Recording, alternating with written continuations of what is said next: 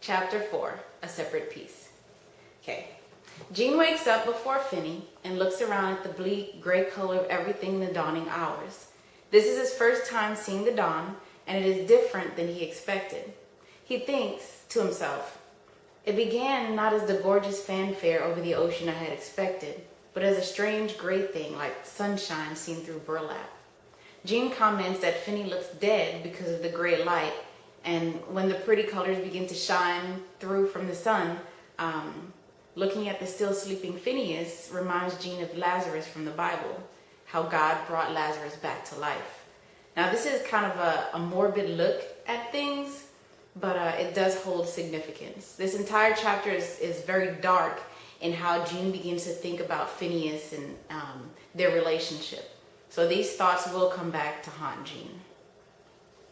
Jean is always taken time into account. He says that he has always had a sense of how time is ticking away inside of his head. You know, he's just always aware of time, like how much time is passing, how long something is taking. He's just always aware of time. Jean has a test that he has to get back to school to take. And he knows he has to leave like now to be on time to take his test. But when Finney wakes up, he insists on taking a morning swim. So that kind of kills some time. But Jean does make it back to campus on time to take his test. However, he fails it. And this is pretty much the first test that he's ever failed.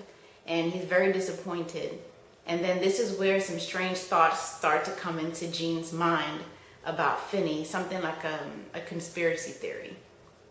That night while they're studying, Jean and Finney talk about how Jean is trying to be the valedictorian. At first, Jean tries to deny it, saying, no, what are you, crazy? Like, I don't want to be valedictorian. I don't want to do that. But finally, he admits that, yes, that is one of his goals. He would like to be top of the school valedictorian. So finally, he admits it to Finney. And Jean begins thinking about how it's a good goal. And that, Finney has won all of these athletic awards, and, he's been proud of receiving these athletic awards. So why can't he be proud of winning an academic award? Like, why is it any different? Then he says, then we would both have come out on top. We would be even. So Finney winning all of these athletic awards and Jean winning this high academic award would make them even. So is that it? Is that, what Finney is trying to prevent? Is he trying to prevent Jean from doing well academically? So the question is Finney envious of Jean's intellectual ability over his? Because Finney is a D student, so, is there some jealousy there? But at the same time, Jean is envious of Finney's athletic ability. So it kind of goes both ways. How he started out the book pretty much talking about Finney's athleticism and his physique and all that stuff. So, Jean is jealous, we can say, of Finney as well. We know Jean's side, but he's only conjecturing how Finney feels. We don't really know how Finney feels at this point. He has no proof of this, or does he? And then this is where it gets interesting, talking about the conspiracy theory, all these things that Jean concocts in his head as to what Finney is really trying to do to sabotage him. So Jean asked Finney if he would be okay with Jean becoming valedictorian. And Finney responds by saying, I'd kill myself out of jealous envy. Now, knowing what we know of Finney so far, we can pretty much guess that he's being sarcastic. He didn't really mean that. He was just being funny, right?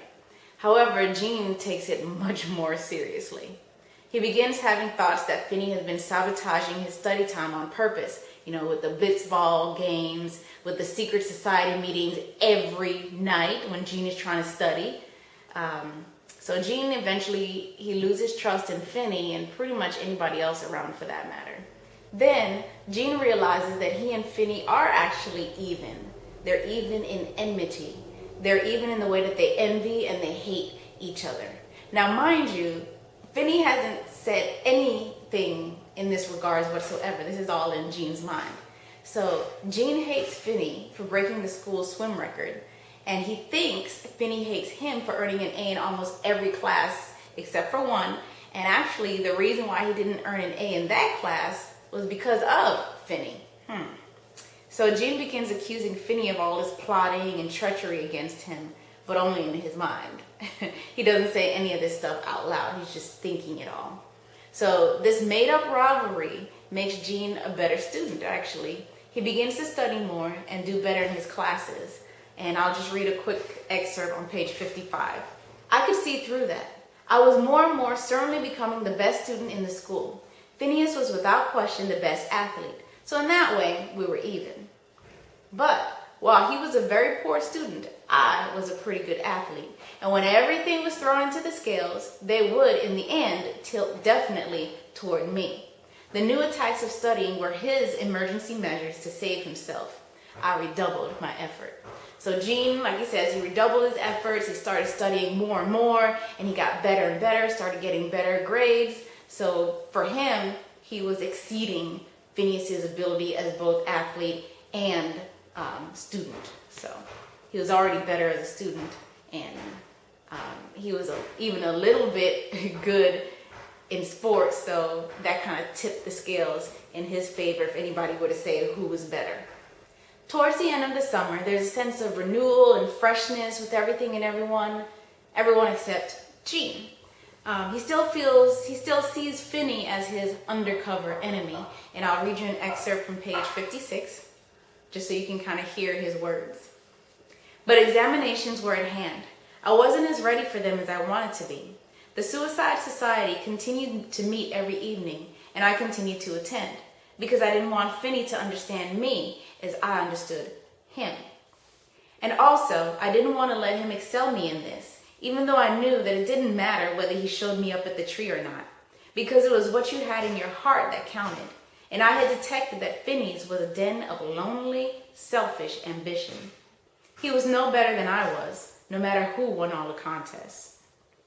So you can kind of see that hatred, or that Gene is kind of despising. He's cooking up all these thoughts and all these conspiracies that Finney supposedly has against him, but he has no proof. So one night before an important exam, Gene tries to study, but again, Finney keeps him from getting any quality study time.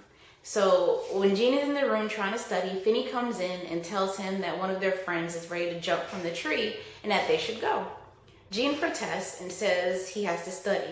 And to Gene's surprise, Finney is, ready to leave him alone. He's like, stay and study? Really? You're not going to pressure me to go and watch this kid jump out of the tree? What's wrong with you? So Finney tells Gene that he didn't realize that Gene had to actually study. He thought it all came naturally to Gene. He was just one of those born geniuses. So Gene has another revelation. He starts thinking to himself, wait a minute. Finney was never jealous of me. There was never an unspoken rivalry between us. At least, not from Phineas's side. So Gene, he says, I was not of the same quality as he. Now that's pretty powerful. That's a pretty humbling statement to make about yourself when you say that you're not of the same quality as someone else.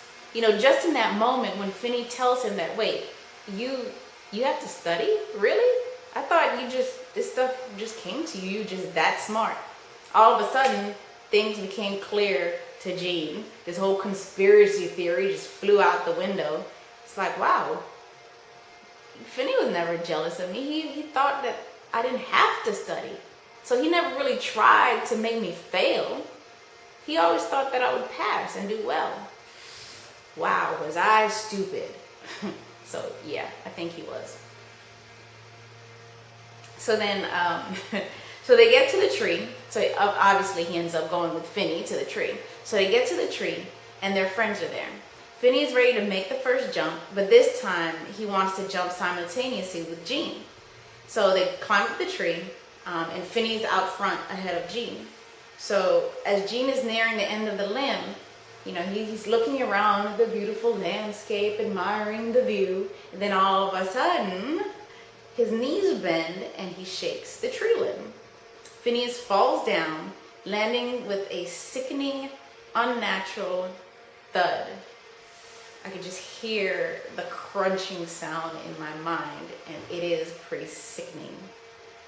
And with unthinking sureness, Jean moved out on the limb and jumped into the river, with every trace of his fear of this forgotten. I want you to go back and read that section, okay? It's at the end of chapter 4. He bounces the limb because he bends his knees and he causes the limb to shake, which causes Finney to lose his balance, which causes Finney to fall from the tree and break something. I don't know if it's his head, if it's his back, we don't know, but it's a very disgusting sound. And Jean doesn't do anything. He jumps off the limb into the water as if everything were normal. Something's wrong there. Something is very wrong there. So I'm asking myself, what is wrong with the Jean? So did he do that on purpose? Did he mean to kill Finney? Like, what was he doing? So I'm just thinking, what is going through a person's mind when they just made their friend fall and hurt themselves, and they can just jump into the water with a sense of pride and accomplishment? What is wrong with Jean? Chapter 5. Finney was staying in the infirmary, which is the on-campus hospital, and no one was allowed to see him for a while. But eventually, Jean finds out that Finney shattered one of his legs. Not good. Everyone, even the teachers and administrators, are affected by Finney's injury. Jean's guilt begins to gnaw at him because he knows he caused Finney's injury. It was his fault. But of course, he can't tell anyone that. I mean, to admit that you just caused this guy to fall and crush his leg. Oh yeah, I meant to do that. No. He tries to spend as much time alone as he can so he doesn't have to think about it. But something weird happens though. One day while Jean is in the room, he shares with Finney, because remember they are roommates. So he's in the room. He starts pulling out Finney's clothes, and he dresses in Finney's clothing. On page 62, he says, "I was Phineas, Phineas to the life." He says he even has Phineas's facial expression. Jean has become lost inside of Phineas's clothing. This goes back to what I stated in the previous video, that Finney has many qualities that Jean envies. And now in Finney's clothing, he has almost become Finney. And Jean sleeps very peacefully that night. And it's kind of weird, but I just had the thought, you know, just seeing Jean dressed in Finney's clothing reminds me of Silence of the Lambs, when that weird serial killer guy dressed himself in the skins of the women that he murdered. Yeah, I just had that sick image cross in front of my mind, but that's just what that reminded me of. Maybe it made you think about that too. If not, I just put it in your mind, didn't I? Sorry. Let's see. So that night he sleeps very peacefully because he's in a happy place. You know, dressing like Phineas put him in a very peaceful, happy place, and he sleeps very well that night. However, when he wakes up, the illusion is gone, and he has to face the guilt of what he's done to Finney. The doctor finds Jean and tells him that he can go see Finney, but realizes that Finney had a bad break in his leg, and he will never, ever be able to play sports again. Jean is pretty devastated by this news. He actually breaks down and cries because he knows this is terrible. The biggest thing for Finney was the fact that he could play sports and he could play them well. He won awards for different sports. So now hearing the news from the doctor that he'll never play sports again, that crushes Jean. He actually breaks down and he cries, and the doctor has to make him stop so that he can go see Finney and try to actually encourage Finney. You know, don't bring him down by your crying, but stop crying, act like everything is fine, and just be an encouragement to Finney. So when Jean finally goes to see Finney, he's overcome with the shock of seeing Finney laid up in a hospital bed with his leg all wrapped up. And he tries to tell Finney what he did and how he caused Finney's accident. but he's interrupted by the doctor putting him out of the room. There's kind of a tense feeling during the scene because Finney says some things that makes it seem as though he knows what Gene did. But, he doesn't want to believe it. He puts himself in denial. It's like, how can my best friend, want to kill me like that? Nah, it's just my crazy mind. He didn't really want to do that. It was a mistake. It was an accident. Yeah, right. I say, trust your feelings. But Gene starts out trying to cover it up by saying things like, I tried to catch you, remember? I tried to catch you. I reached out, but you were gone. And when I reached out, there was only air. Yeah, right. We know that this is a lie because we go back to the end of chapter 4 and we read the description of what happened. And yeah, he did not try to help Finney. So Finney says that just for a moment, right before he fell, when he turned to look at Gene for help, he had a feeling. He had this feeling. Now, he doesn't say what he was thinking. He kind of leaves that thought unfinished. But we know what he means. He thought that Gene made him fall on purpose. But again, Finney is not prepared to say that out loud. He's not prepared to admit that. He doesn't even want to ask Gene. Because if the truth came out that if the answer was yes, I meant to do that to you, that would crush Finney. He doesn't want to believe that. So he makes himself go into a state of denial about the whole situation. So the saddest part is he actually apologizes to Gene for even thinking those thoughts. Wow, what a friend. Even when Gene is about to tell him the terrible truth, he won't let him. He stops him from talking because he doesn't want to hear it. So now after the summer session, the boys go back to their homes. When it's time to return to school, he makes a stop at Finney's home. So, Gene, he lives in the south. Finney lives on the northeast, and he takes a train and he goes to see Finney. And Finney's still healing, and then Gene's guilt kind of overcomes him. He tells Finney that he caused him to fall, that it was his fault, but Finney won't stand to listen to this. No pun intended. But I'm going to read you what happens on page 70 because this is important. And it's good for you to hear the conversation that takes place. So after, Gene comes out and says, it was my fault, I did it, I'm sorry, I did it, here's Finney. What do you mean you caused it? His voice was as steady as his eyes. My own voice sounded quiet and foreign. I jounced the limb. I caused it. One more sentence. I deliberately jounced the limb so you would fall off. He looked older than I had ever seen him. Of course you didn't. Yes, I did. I did. Of course you didn't do it. You dang fool. Sit down. Of course I did. I'm going to hit you if you don't sit down. Hit me? I looked at him. Hit me? You can't even get up. You can't even come near me. I'll kill you if you don't shut up. You see? Kill me? Now you know what it is. I did it because I felt like that. Now you know for yourself.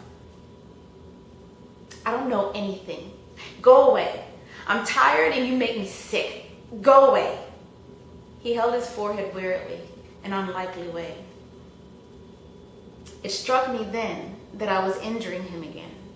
It occurred to me that this could be an even deeper injury than what I had done before. I would have to back out of it. I would have to disown it. Could it be he might even be right? Had I really and definitely and knowingly done it to him after all? I couldn't remember. I couldn't think. However it was worse for him to know it. I had to take it back. So after that, they kind of make some small talk, and Gene blames his outburst on his long trip and not having enough sleep. And, Finney kind of accepts it, and then Gene leaves. He goes back to school. And that is the end of chapter 5. I told you it's very strange, very dark, very interesting. So it should be interesting to see what happens next.